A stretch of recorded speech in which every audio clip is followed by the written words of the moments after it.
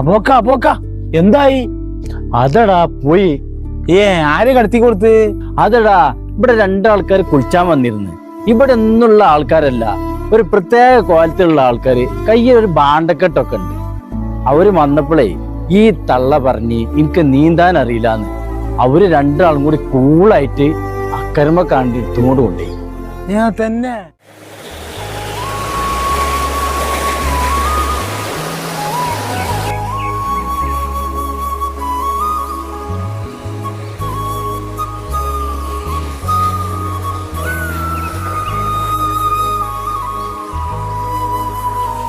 ഗുരുവേ. ഓ, എന്താ ഫലമൂലാദികൾ അവിടെ വെച്ചോളൂ.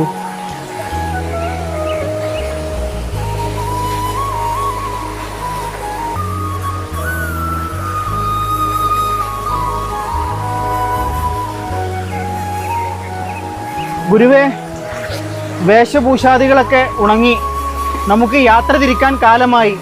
ശിഷ്യ, സൂര്യാസ്തമയം ഇങ്ങ് അടുത്തെത്തി. നമുക്ക് തെക്ക് ദിശയിലേക്ക് യാത്രയാകാം.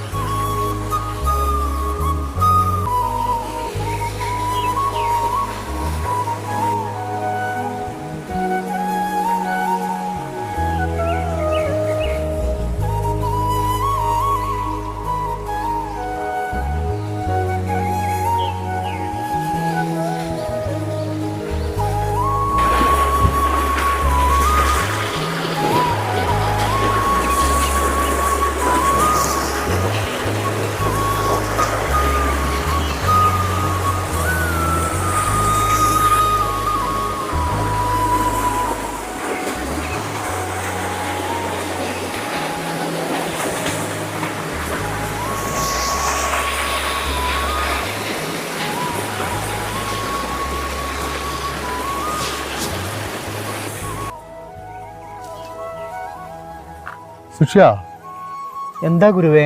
എന്തു പറ്റി? ഇതുവരെ വാചാലനായിരുന്ന താങ്കൾ പെട്ടെന്ന് മൗനിയായി പോയല്ലോ. ശിഷ്യ, നിനക്കെന്താ ഇത്ര കുറ്റബോധം? ഗുരുവേ, നാളിതുവരെയും ഒരു സ്ത്രീകളെയും സ്പർശിക്കാത്ത നമ്മൾ ആ സ്ത്രീയെയും ചുമന്ന് പുയ കടത്തി കൊടുത്തത് അത്ര ശരിയായില്ല. അതാണോ കാര്യം? ഞാൻ അന്ന് തന്നെ ആ സ്ത്രീയെ ആ പുഴക്കരയിൽ ഇറക്കി വെച്ചു. 2 വാരം പിന്നിട്ടിട്ടും നീ ഇപ്പോഴും ആ സ്ത്രീയെയും ചുമന്ന് തന്നെ നടക്കുകയാണ്. മനസ്സിലായി എങ്കിൽ നമുക്ക് യാത്ര തുടരാം. എന്താ?